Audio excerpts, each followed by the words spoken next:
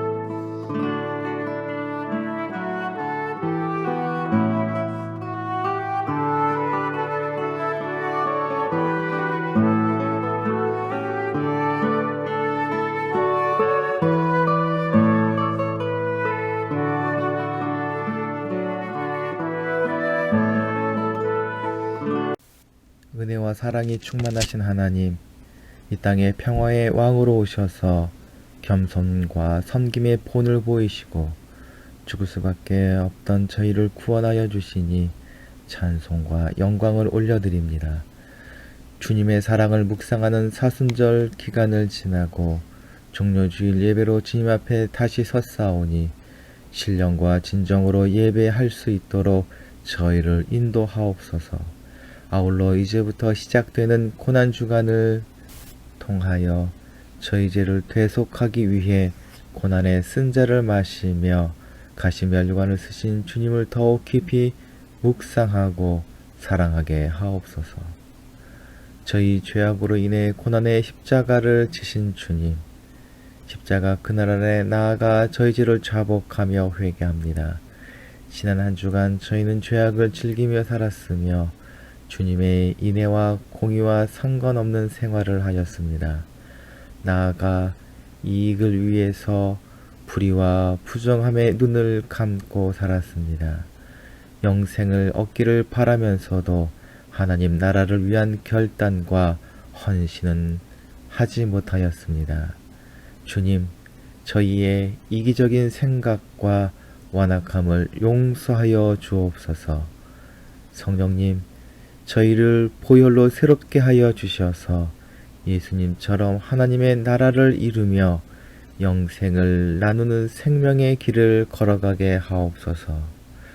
아직도 코로나의 암울한 터널을 벗어나지 못해 어렵고 힘든 시기에 내가 세상을 이기었노라 하신 주님의 말씀에 의지하여 생명과 위로를 전하며 나누는 삶을 살아가게 하옵소서. 희망을 잃은 사람들을 소망으로 세우며 방황하는 자들을 말씀의 지혜로 권면하는 교회의 사명을 감당하게 하옵소서. 위정자들에게는 하늘의 지혜를 더하시고 백성을 사랑하며 역사를 두려워하는 마음을 같이 허락하시어 모든 질병과 국가적 재난을 하루속히 극복하게 하옵소서. 아울러 하나님의 지혜와 생명으로 나라를 새롭게 함으로 하나님께 기쁨이 되고 백성들에게 사랑받는 지도자들이 되게 하옵소서. 한국을 사랑하시어 세워주신 교회가 제자된 사명을 잘 감당하여 연약한 자를 강건케 하고 불의에 맞서며 병든 자를 치유하는 공동체가 되어 하나님의 나라를 이루게 하옵소서. 오늘 예배 가운데 주님께서 함께 해주셔서 어떤 마음으로 예배에 나왔던지 감사와 기쁨으로 찬양하며 돌아가게 하옵소서. 그리고 말씀과 기도로 한 주간 살아갈 때에 하나님과 동행하는 삶을 살아갈 수 있도록 도와주시옵소서.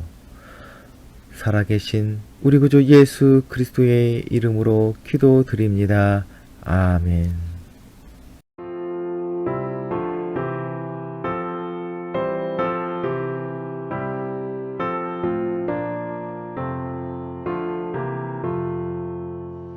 날 구원하신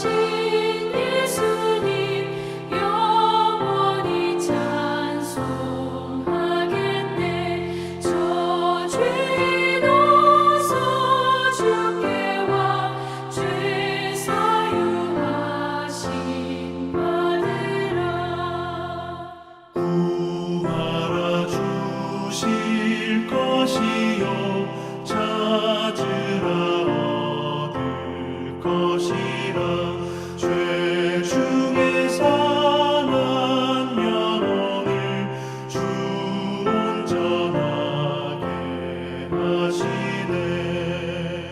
주 우리 죄로 인하여 피 흘려 죽으셨으니 주밖에 없는 사랑을 만 백성 알게 전하세.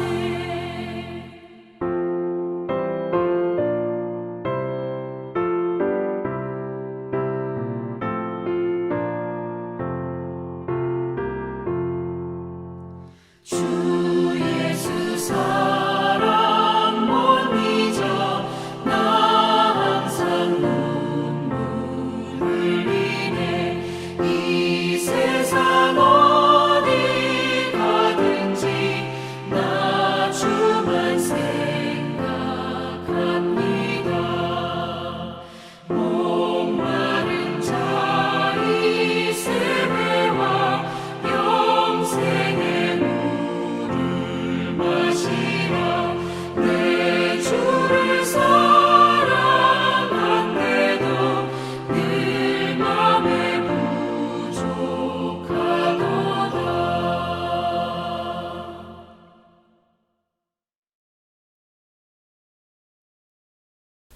오늘 우리에게 주시는 하나님의 말씀은 요한복음 12장 12절부터 16절까지의 말씀입니다. 다음 날에는 명절을 지키러 온 많은 무리가 예수께서 예루살렘에 들어오신다는 말을 듣고 종려나무 가지를 꺾어 들고 그분을 맞으러 나가서 호산나 주님의 이름으로 오시는 이에게 복이 있기를, 이스라엘의 왕에게 복이 있기를 하고 외쳤다. 예수께서 어린 나귀를 보시고 그 위에 올라타셨다. 그것은 이렇게 기록한 성경 말씀과 같았다. 시온에 따라 두려워하지 말아라. 보아라, 내 임금이 어린 나귀를 타고 오신다. 제자들은 처음에는 이 말씀을 깨닫지 못하였으나 예수께서 영광을 받으신 뒤에야 이것이 예수를 두고 기록한 것이며 또 사람들도 그에게 그렇게 대하였다는 것을 회상하였다. 아멘.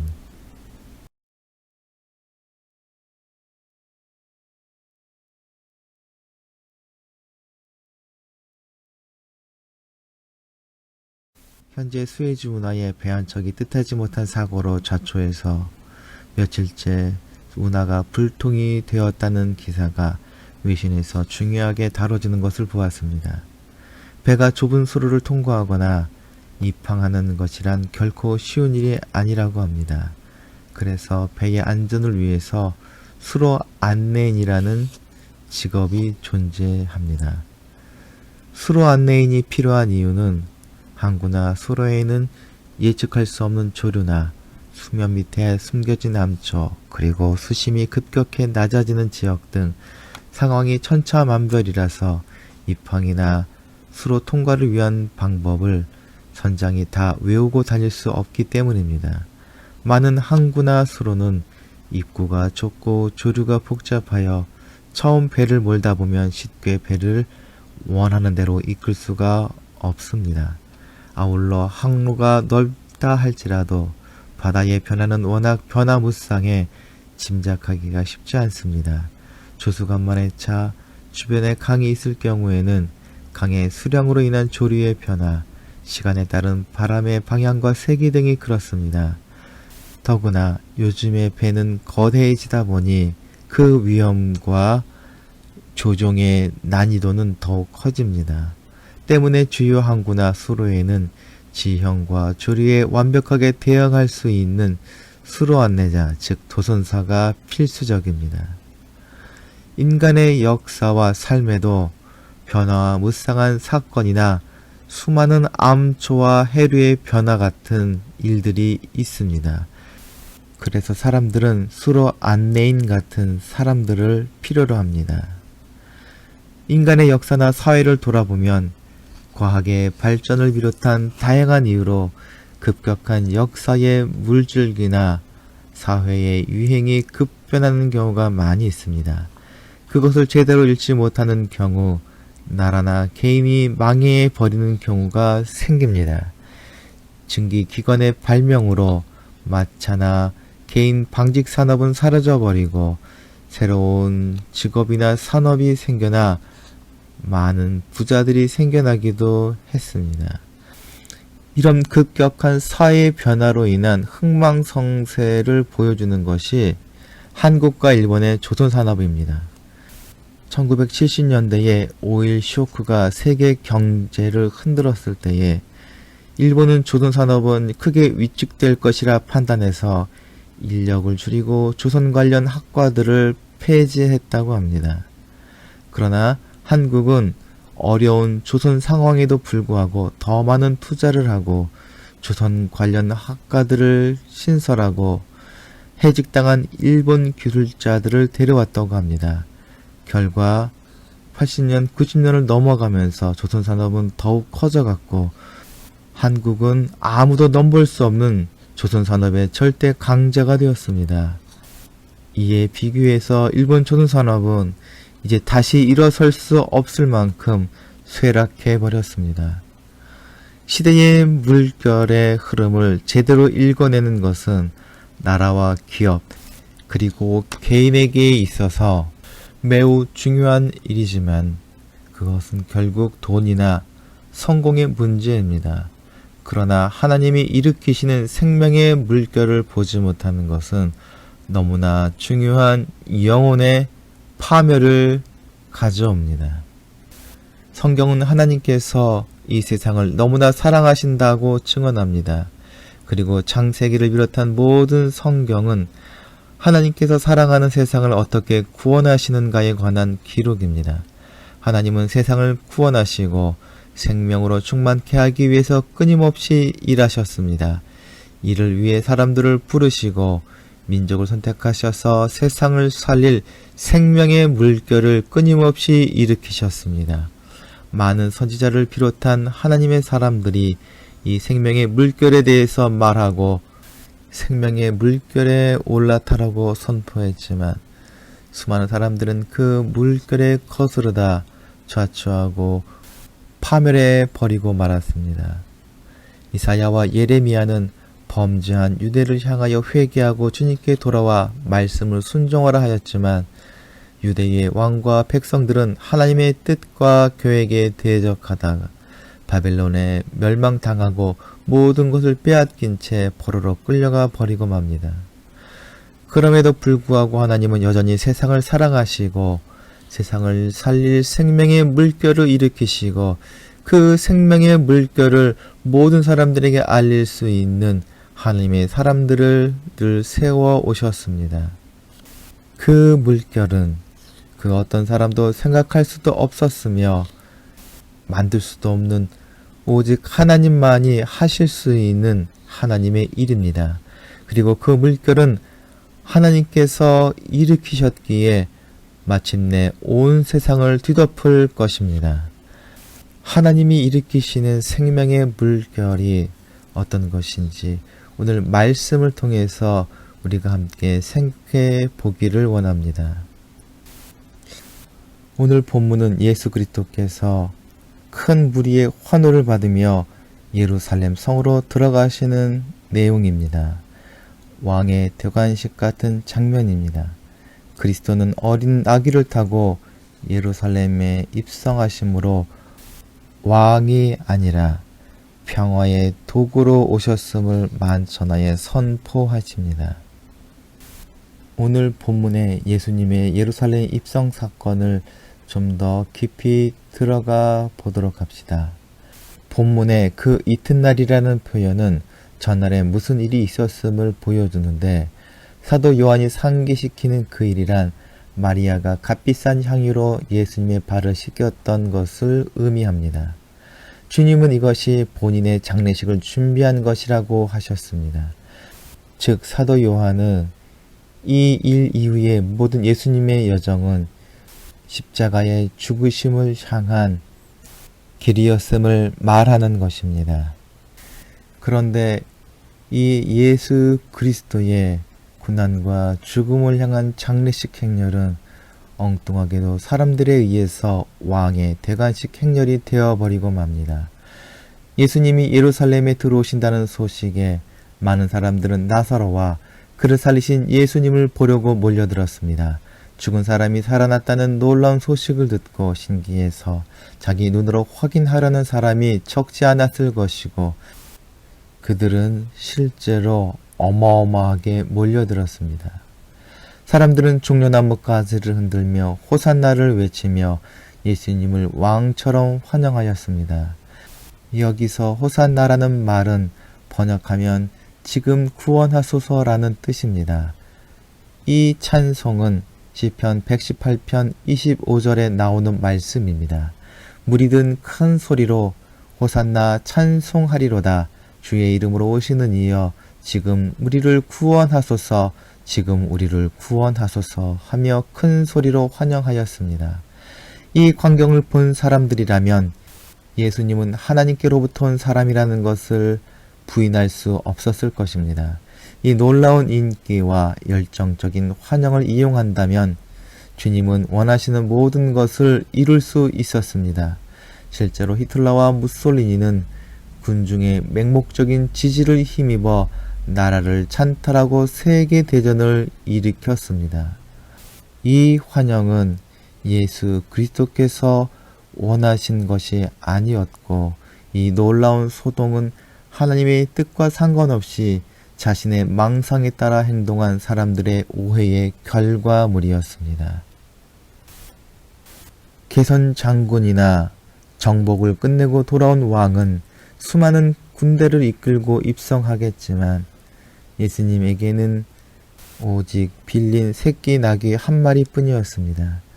인간의 죄를 대속하기 위해 화목제물로서 오셨음을 미리 보이신 것입니다. 아울러 평화의 도구로 낮은 자를 위해서 오신 겸손하신 분이라는 것을 보여주기 위해서 새끼 나귀를 빌리셨습니다. 이것이 무엇을 의미하는지는 스가랴 선지자가 이미 예언하였습니다. 시온 딸아 두려워하지 말라. 보라 너의 왕이 나귀 새끼를 타고 오신다 함과 같으니라. 여기서 작은 나귀 새끼를 타신 이유는 겸손하셨기 때문입니다. 스가랴서에서 겸손은 힘쓰다, 고난을 당하다에서 유래하였습니다. 즉 예수님의 겸손은 고난을 당하시되 자신을 비워 순종하시는 것이었습니다. 그리고 예수님을 태운 새끼나귀는 마치 십자가를 지고 가시는 예수님의 모습을 연상합니다. 예수님은 사람을 태우고 힘들어하던 새끼나귀처럼 무거운 십자가를 지고 고난의 길을 가셨습니다. 예수님은 자신이 고난받아 죽음으로 하나님께서 계획하신 세상을 살리는 생명의 거대한 물결을 일으킬 것임을 미리 보이셨으나 아무도 깨닫는 사람이 없었습니다. 하나님의 뜻에 순종하여 고난과 죽음의 길로 가시는 예수님과 달리 예루살렘에 모인 유대인들은 고조된 감정으로 예수님을 맞이했습니다. 그들이 예수님을 환영한 데는 죽었던 나사로를 살렸다는 증언을 들었기 때문이었습니다. 유대인은 놀라운 기적을 행하시는 예수님에게 왕이 되어주기를 내심 기대하였습니다. 이미 500여 기적 때에도 유대인들은 왕이 되어주기를 간청한 바가 있었습니다. 큰 표적을 행하시는 예수님이 저들의 욕구를 채워줄 사람이라 착각했던 것입니다. 그러나 예수님께서 그들의 욕구를 채워줄 뿐이 아니라는 것을 깨닫자 환호하며 호산나를 외치던 무리는 예수님을 십자가에 못 박으라고 소리쳤습니다. 오늘날 적지 않은 사람들이 이런 착각 속에 예수님을 따르고 있는지 모르겠습니다. 아마 유대인들은 위대한 독립운동가였던 유다 마카베오를 예수님에게서 연상하였을 것입니다. 전에 유다를 지배하였던 안티오쿠스 에피파네스라는 이방인 왕이 가혹한 탄압과 더불어 성전을 되짚기로 더럽혔던 때에 잠시나마 유다를 독립시키고 성전을 깨끗하게 한 사람이 유다 마카베오입니다. 이때에 승리하고 전쟁터에서 돌아왔을 때에 사람들은 종려나무가지를 흔들고 성전을 다시 하나님께 바칠 수 있었으며 이것을 기념하여 한우카라는 절기를 아직도 지키고 있습니다. 그들이 예수님께 종려나무 가지를 흔들었던 것은 아마도 예수님을 보면서 유다 마카베오를 떠올렸던 것 같습니다. 종려나무 가지는 풍요와 다산을 상징하는 것으로 예수님을 통해서 이루고 싶은 그들의 영혼을 표현하는 것입니다. 그러나 예수님은 유대인들의 번영과 풍요를 위해 승리와 정복의 왕으로 온 것이 아니라 온 세상을 살릴 수 있는 생명의 물결을 일으키기 위해서 고난과 십자가의 죽음으로 이어진 길을 걷기 위해 오셨습니다. 하나님께서 예수님을 통해 십자가에서 일으키신 생명의 물결은 지금 온 세상을 뒤덮고 있습니다. 그리고 예수님을 통해서 생명의 물결을 일으키신 하나님은 구원받은 그리스도인들을 통해서 세상을 살린 생명의 물길이 더욱더 넓게 퍼져나가기를 원하고 계십니다. 하나님께서 그 생명의 물결이 더 넓게 세상 가운데 퍼질 수 있도록 누구를 부르시는가 한번 생각해 보도록 합시다. 예수 그리스도께서 예루살렘에 입성하실 때에 이용하신 것은 작디 작은 새끼 나귀 한 마리였습니다. 하나님의 뜻을 이루기 위해서 죽음과 고통의 길을 가셨던 예수님께서 원하셨던 것은 한 번도 사람을 태워본 적이 없는 미숙하고 미숙한 새끼 나귀 한 마리였습니다. 전장을 누볐던 전투용 말도 아니고 각종 금은 보화로 장식한 마차도 아니었습니다. 세상을 살리는 생명의 물결을 오늘날 일으키실 때에 하나님께서 부르시고 세우시는 하나님의 종들은 어떤 사람들이며 공동체일까요? 멋진 건축물을 세우는 것이나 금은 보화를 모으고 높은 지위에 오르는 것으로 사람을 살리는 생명의 물결을 만들 수 없습니다. 로마 황제 콘스탄틴은 기독교를 공인한 이후에 기독교가 황제의 종교로서 걸맞는 종교가 되기를 원하였습니다. 그래서 똑똑하고 높은 지위에 있는 사람들이 그리스도인이 되기를 원하였습니다. 그래서 개종한 사람들에게 세금 혜택이나 높은 관직에 오를 수 있는 기회를 제공하였습니다. 그 결과 기독교는 신앙과 아무런 상관없이 지위와 돈을 노리는 사람들이 모였고 교회의 타락은 이때부터 시작되었다라고 역사가들은 말합니다. 교회가 스스로 모든 것을 할 수 있다고 착각할 때, 사람이 하나님의 구원을 이룰 수 있다라고 오만할 때, 교회는 하나님의 생명의 물결에 거슬려 빠져 사라지고 말 것입니다. 반대로 우리가 주님 앞에 스스로를 새끼 나귀처럼 여기고 겸손할 때에 하나님은 우리를 통해서 놀라운 생명의 물결을 완성하실 것입니다. 앞서 종려나무까지는 풍요와 다산을 상징한다 말씀드렸습니다. 제자된 우리는 이 풍요를 염원하는 종려 가지를 불태우고 예수님께서 지신 생명을 이루는 고난의 십자가를 져야 할 것입니다. 교회 전통에 따르면 종려주일에는 종려나무 가지를 흔들며 예배를 드립니다. 그리고 종려주일 예배가 끝나면 그 가지를 잘 말려 보관합니다. 그리고 이듬해에 사순절이 시작되는 제2수요일에 말려 보관한 종려나무 가지를 태워 제를 만들어 성도들의 이마에 십자가를 그립니다. 그러면서 너는 흙이니 흙으로 돌아갈 것이니라 라고 선포합니다. 종려나무 가지는 흙으로 돌아가는 것 외에는 없습니다. 지금 우리가 지나고 있는 사순절의 가르침은 종려나무가 아닌 십자가를 바라보게 하는 것입니다. 그리고 그 십자가 안에서 세상에서 얻을 수 없는 은혜와 사랑을 얻게 하는 것입니다. 세상의 정복자들은 다른 사람들을 희생시켜 자신의 영광을 얻으나 예수님은 도리어 자식이 백성을 위하여 자신을 희생함으로써 영광을 받습니다. 예수님 한 분이 죽으심으로 모든 사람이 멸망치 않고 영원한 생명을 누리게 되는 것입니다.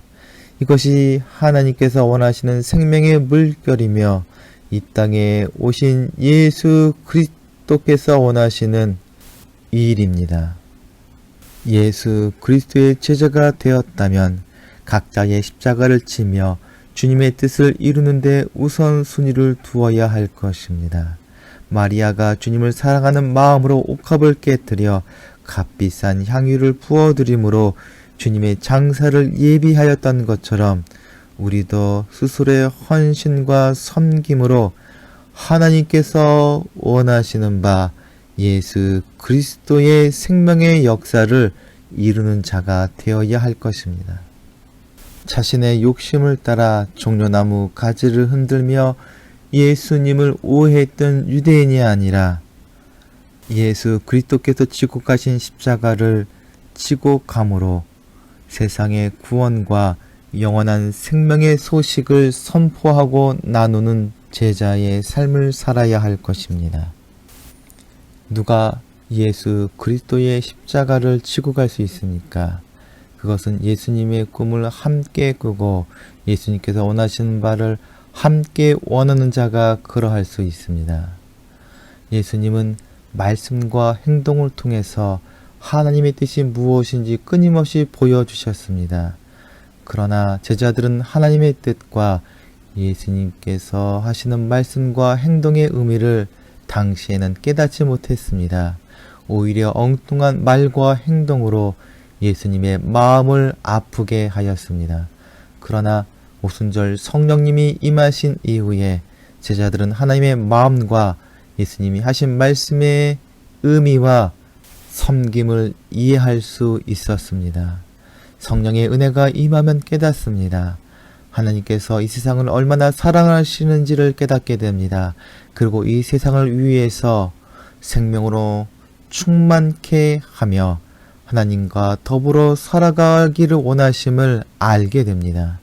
성령님께서 임하시면 우리가 무엇을 해야 하는지를 알게 됩니다. 그리고 어떻게 살아야 할 것인가, 우리에게 주신 바 사명이 무엇인지를 깨닫습니다. 그래서 충성스러운 일꾼으로 십자가를 지고 주님을 따르는 자가 될 수 있는 것입니다. 하나님은 이 세상의 모든 사람이 하나님께서 주시는 생명을 누리고 하나님과 더불어 영원한 기쁨과 충만한 즐거움을 누리기를 원하십니다.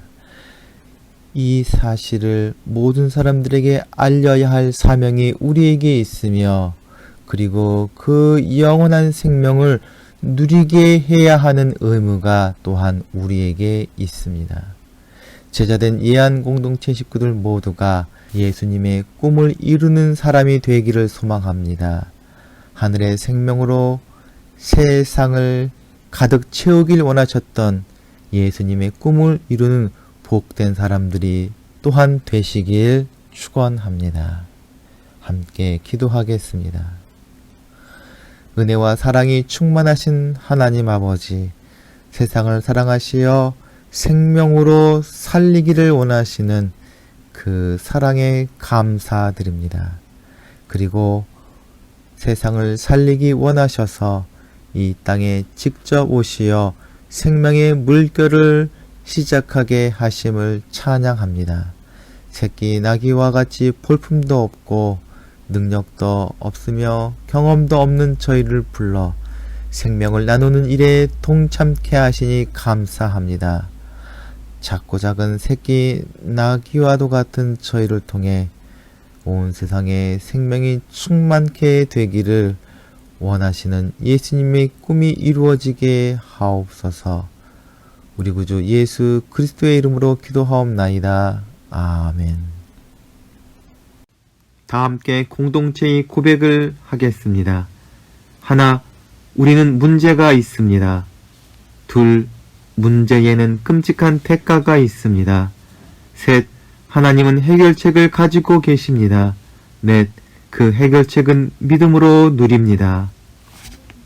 이제는 우리 구주 예수 그리스도의 구원하시는 은혜와 하나님 아버지의 우리를 향하신 사랑과 거룩하신 성령님의 영원한 인도하심이 오늘 종려주일 예배에 함께하는 예안 공동체 식구들 가운데 그리고 기도하며 진행하는 모든 일들 위에 지금부터 영원까지 함께하시기를 간절히 축원하옵나이다.